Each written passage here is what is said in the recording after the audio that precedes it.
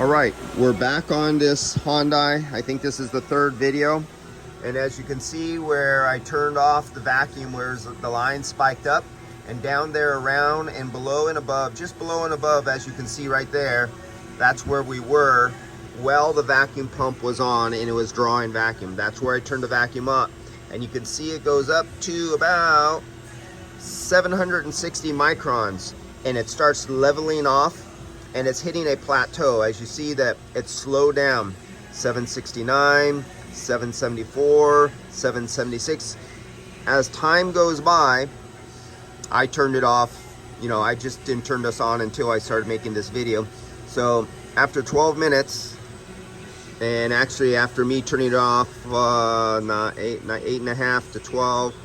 So after about 5 minutes, we are at 776 microns from the 300 and plus or minus. And this is where we're plateauing. We don't have a leak, but vacuum is a horrible thing to look for leaks unless it's really obvious, because rubber hoses and O-rings and oil and cracks can actually suck backwards with an oil film and completely seal a leak, and it won't leak under vacuum. Because remember, from atmosphere to complete vacuum, you're 14.7 psi.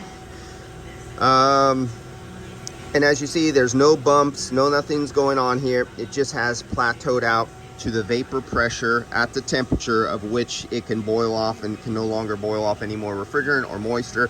It has plateaued now. So that's been after an hour of actually being on the vacuum pump, and this is where it's coming to rest, and it's not going to do anything anymore. Unless if I wanted to get that down any lower, I would literally have to change the desiccant material in this vehicle and keep it on a vacuum pump overnight, because that's what it would actually take. If I wanted to get this well below 500 and plateau below 500, it would take many more hours to do that. And that's with a hot engine running the vehicle in the sun and everything like that.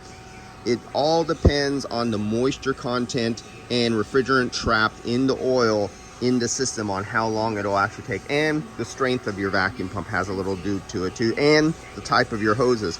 In this situation, part of my number there is being contaminated. It's being altered by having rubber refrigerant charge. You never take vacuum or try to do a micron test with rubber charging refrigerant hoses.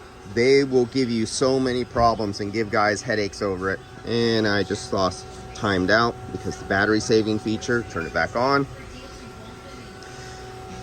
And so if you really wanted to do a true test, you use shut-off valves, and your actual micron gauge would be isolated from your hoses through a ball valve, and that would give you a true reading of the system and not reading some of the losses that are coming from your refrigerant hoses. All right, so this is what a nice flat line looks like. And as you can see, we're at 760, we're staying right there. That's a flat line. All right guys, I'll see you later. I'm about to charge this up.